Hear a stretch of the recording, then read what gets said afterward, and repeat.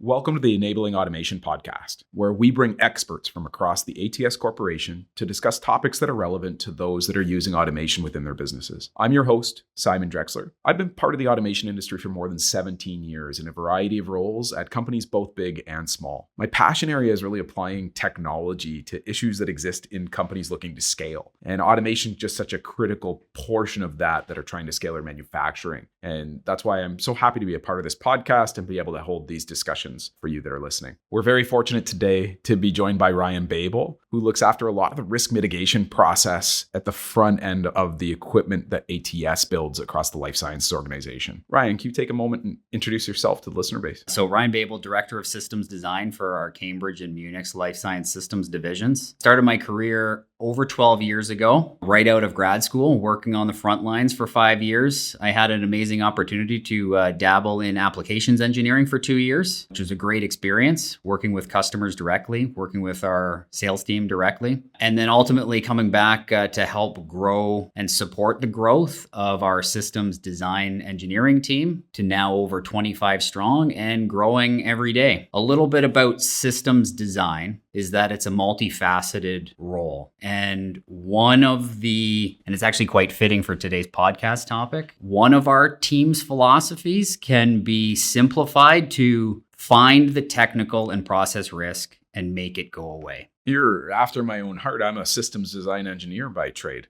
So I'm excited about this conversation. I get amped up about reducing risk as well. And I think the big reason for that is custom automation is inherently risky. You're doing something for the first time, or it wouldn't be custom. And when you're doing something for the first time, risk always exists. So it's interesting that the mantra of the group is find the technical or process risk and mitigate it, because it does. It's always there. And so where would you recommend to those listening, how do they start their discussion on mitigating risk in the technology that they're trying to apply? I see this a lot. Where to start can be overwhelming, but you can't start mitigating risk until you identify what the risks even are. Our team's mission statement is built around this philosophy. And in order to anticipate, identify, then mitigate, right? You can't mitigate until you identify what the risk is. We start by understanding and defining requirements. This is the most critical key to upfront risk management. We kind of have a slogan on our website, direction is more important than speed, or you'll end up nowhere fast. Getting back to your question, where can our customers start? Create a framework of objectives. And it sounds simple, but write it down. That can be the hardest step. Right? That'll start the foundation of eventually a user requirement specification, functional and critical requirements. Gaps and missing information is okay and it's expected, but start by writing things down. What we specialize in is bridging the gap between those unknowns to document clear requirements. And then once you have clear requirements, you can understand where there are gaps in information or something that may be outside of what's been done before. Yes. And we have many tools. Probably the most important tool in our arsenal is the risk heat map. It comes by various different names, but by having clear requirements that are written down, then we can identify what's green, what's yellow, what's red. There are then a sandbox of tools and strategies that we have to move those items along the path to go green and mitigate risks. But we don't just deploy tools for the sake of deploying tools. What are the risks? There's a tool for the risk. We don't take a chainsaw to go cut a toothpick. Right? We're going to use the right tool for the job. Risk mitigation tools that we deploy, and there's many, right? Specification development, we just talked about that. Proof of principles, POPs, DOEs, design of experiments. It could be third-party testing, engineering analyses, right? Behind a desk, crunching numbers, on-site assessments. Let's go see it with our eyes. Let's go feel the parts, put them together, talk to the operators, doing complex simulations or simple simulations, right? There's a lot of software tools that exist now to also mitigate risk depending on what we're trying to achieve on the path to go green, right? And it can even start even earlier in the journey with a product designed for automation and, potentially even product redesign, right? If we're at that stage or if our customers are at that stage. So there's a lot of different tools and a lot of different approaches. My ears perked up when you said a risk heat map.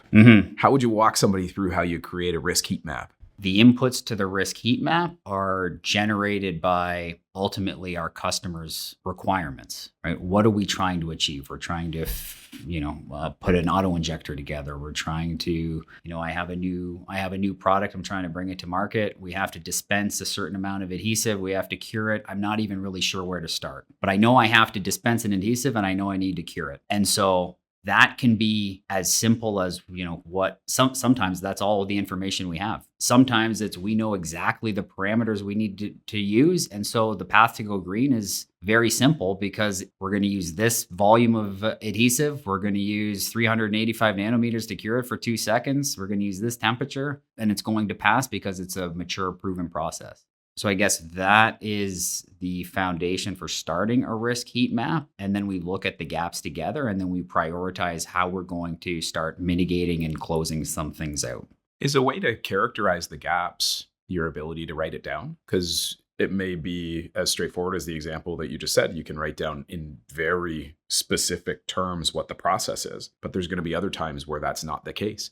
Is the ability to write down the process in detail a proxy for the risk that exists? Yeah, I would say yes. If we can't write it down, then it's going to be very difficult to execute and deliver, to know what the specifications are, right? Our ultimate, our end goal of writing something down isn't to just write it down. It's to achieve performance to spec, to make good parts, to automate a process, right? If we can't write things down, it's going to be very difficult to know that you've achieved your goal and to know when to stop because you don't have a clear finish line, right? So yes, absolutely. Writing it down is important. There are numerous ways to go about extracting the information to write something down.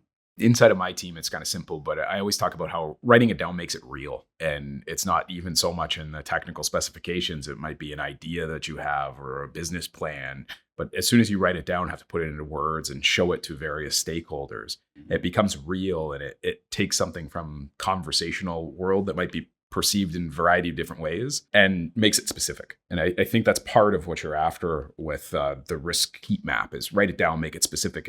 If it's specific, now we know if we understand it or not. Yes. And then we can prioritize because some things we might find urgent and there could be a reason to accelerate things and start building and start pulling ahead a proof of principle opportunity, or we can delay because it's a yellow risk and we have confidence that we can characterize parameters during the integration phase. We'll carve out some time to do that without having to spend money and time and effort to duplicate that effort if it's unnecessary. Yeah.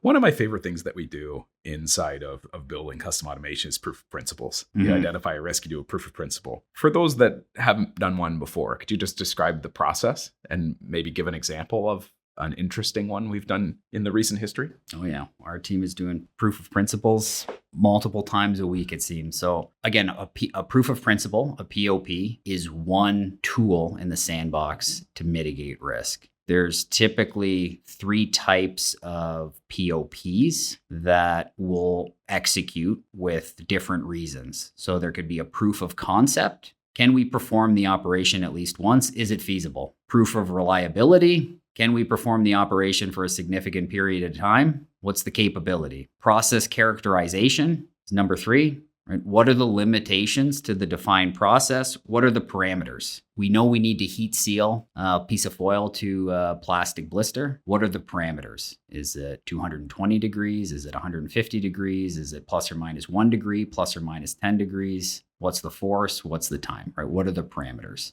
Right? To be able to then define and document what those are, because then we'll know when we automate in the future, we will have that figured out and it doesn't become a science experiment at the expense of costly production time to figure it out. We can pull that ahead. It's a common theme across our Enabling Automation podcast, especially when we're talking about automation. It's really about being able to understand the process and the characteristics before you apply automation. Because if you try to automate a problem, you're just going to get a faster, more expensive problem. Yes.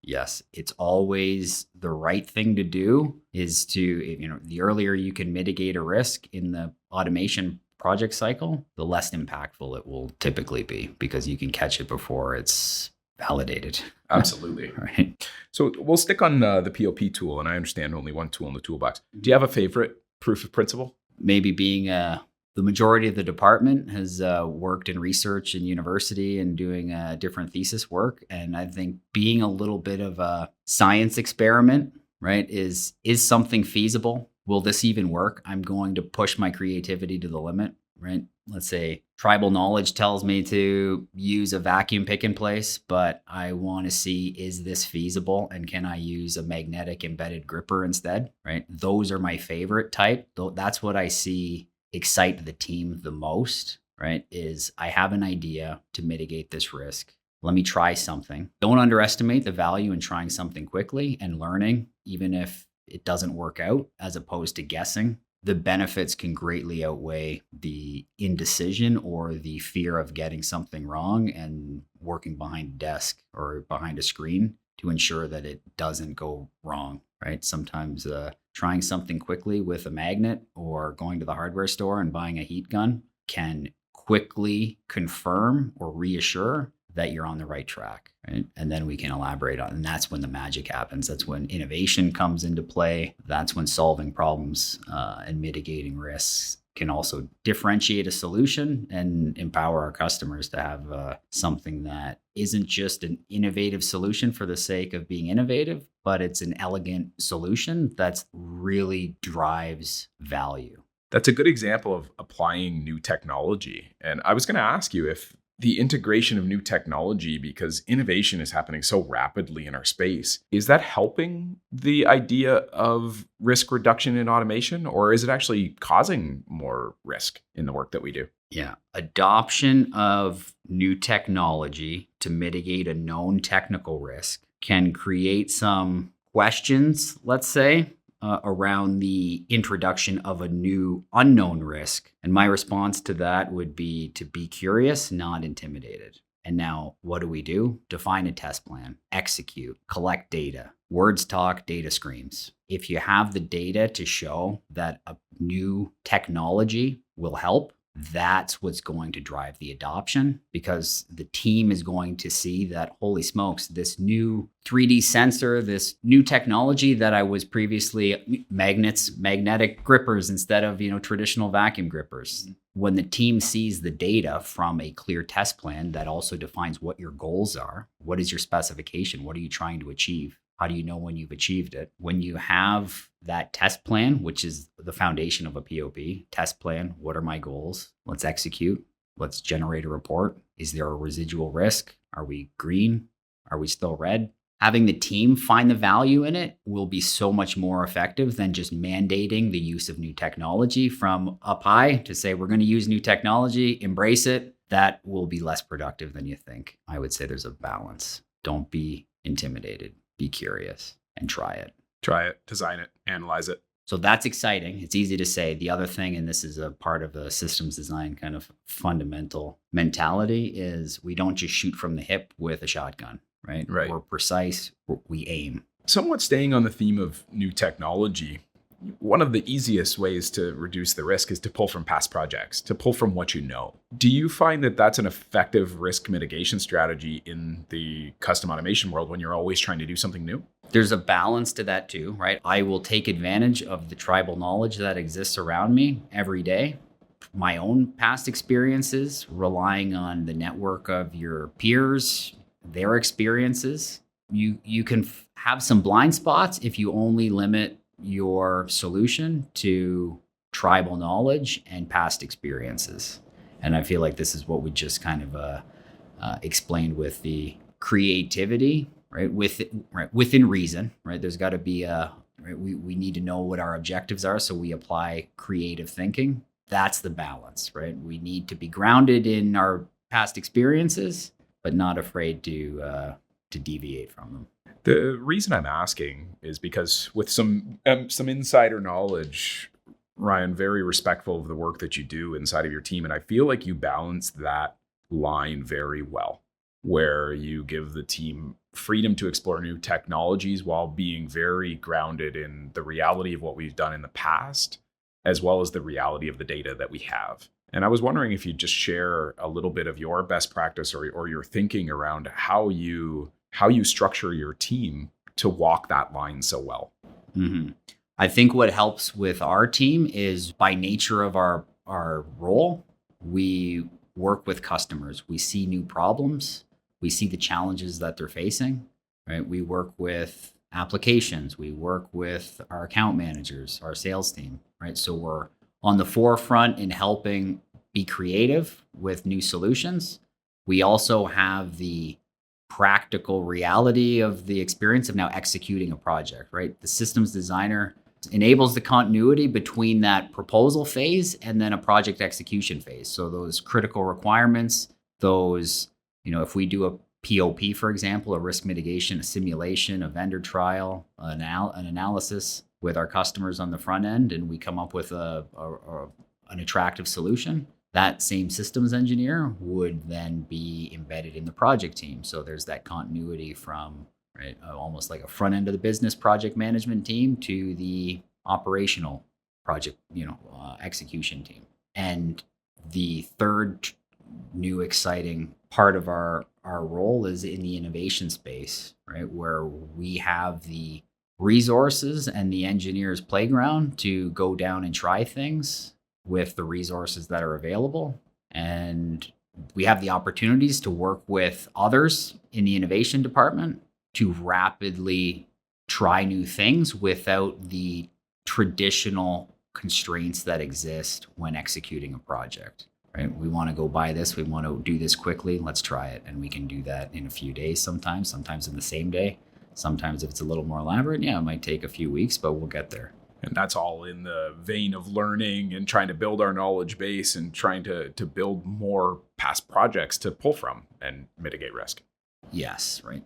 You can tell the difference between someone who's walked the walk and someone who's then talking the talk. And the exciting part and why I love systems design is we can walk the walk all the way to the finish line with our customers, see what it's like getting to the final gate of a successful customer SAT and their ramp up through validation. And now they're deploying the automation and selling good product, and the journey that it took. And sometimes it might be 6 months, sometimes it might be 3 years, where it started with defining requirements, understanding what the needs are, doing some proof of principles, some risk mitigation activities, and seeing how that actually ends up in reality, as opposed to, we don't just throw it over the wall and then we're on to the next one.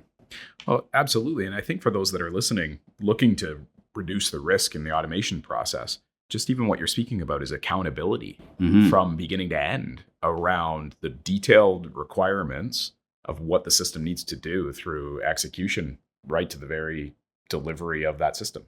The self-accountability is very high, right? We set up, and this is where we are transparent with our customers and why we're doing what we're doing, right? Risk mitigation activities, they're in everyone's best interest. Our customers' best interest. How do we mitigate risk? Yes, right? They can be used for many reasons, right? Gain understanding, mitigating technical risks, establishing process capabilities, confirming scope, budget, and providing contractual protection on both ends, right? It's not just a get out of jail free card. It's a, why would we overcomplicate a solution and burden a customer with complex tooling and solutions that might not be necessary if we prove it out and we can make things a lot simpler and still achieve the requirements that we've defined together. I think that is why many of our customers are now actually coming to us and they're proposing POPs. They're like, here's our assessment of the critical or process technical risks. We've seen what you've done in the past with mitigating them and going through a pre-engineering phase, a POP phase. Let's do that again because it was a heck of a lot of fun and we were very successful with those results and how it impacts the ultimate mission of a custom automation assembly line. Oh, it's exciting that the conversation is flipping. You've been at this for a while, Ryan, doing this for a number of years. There's new technologies that are coming into the world, not just for applying to automation, but you mentioned software tools and the advancement of software tools as a risk mitigation. I know we're using more 3D printing. Are there specific advancements over the course of the last couple of years that have made a change in the work that you do? Certainly. I would also, so 3D printing is a good one. Software, the advancement in the tools that we now have at our disposal, and I would say the aptitude and the capability of the new candidates that we're lucky enough to have join our team, their drive and eagerness to independently learn new technology. And many of them have 3D printers at home and they 3D print.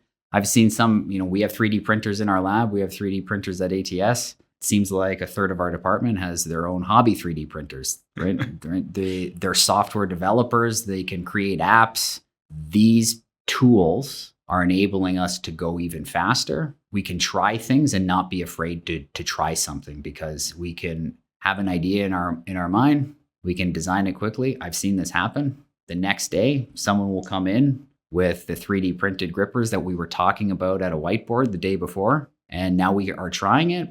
And I've seen one success story where those 3D printed gripper fingers that were made at home by somebody for fun, we ended up using that same design in production for our customer on multiple lines. So that to me is the power of a tool that you can imagine and create overnight, as opposed to what it used to be. Even, when I started over a decade ago, you'd have to have drawings, you'd have to send it out for fabrication or to the machine shop. And this would be a multi-day activity. It's an incredible change, to be honest, to see the team be able to work like that and work that rapidly with the advancements in technology and just the tools that are at their disposal is pretty amazing.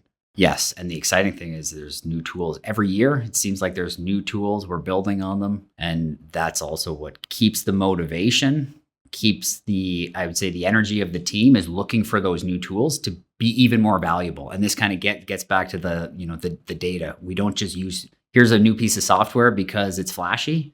It's the team finds value in it. When they find value in it, and then our customers find value in it, and it gets celebrated by their peers and it gets acknowledged by our customers, that's what creates the pull for the use of that new simulation software, rapid prototyping by more and more people, right? As opposed to, I just purchased a 3D printer for the department, thou shalt use it once a week, right? And find a reason to use it. Right. That doesn't work nearly as effectively. Ryan, you mentioned a number of different tools at the start of our conversation: POP, DOE, analysis, assessment. There's so many different ways that you can look at risk. Inside of your department, how do you look at improving your process to identify and mitigate risk over time? Maybe this comes back to the savviness of our team. There's so many different projects and our team keeps growing, and building databases can be a blessing and a curse, let's say, because now you're burdened by a lot of noise that might be unnecessary. But by listening to the team and what makes them effective, if it means better templates, we have a risk heat map template, for example, concept technical risk assessment, that continues to evolve month to month. Every time we use it, we keep making it better. So it's almost like an element of continuous improvement driven from the team, and they help each other out. Sometimes our best ideas are from engineers working on something for the first time because they're not jaded by the way things always have been. Right? And like, okay, I see this template, I see this, but it would be great if we added a column in here to identify vendor testing or initial safety risk assessment. So we're catching things a little bit sooner and driving value to some of our internal customers as well as our external customers. They are making the changes without, a reminder from, a team lead or a manager to say, let's update the template. Let's make things better. Let's improve our process. It almost seems like every time someone will go through a template, if they add a comment, that's the new template. It makes it better for the next time that someone's going to use it.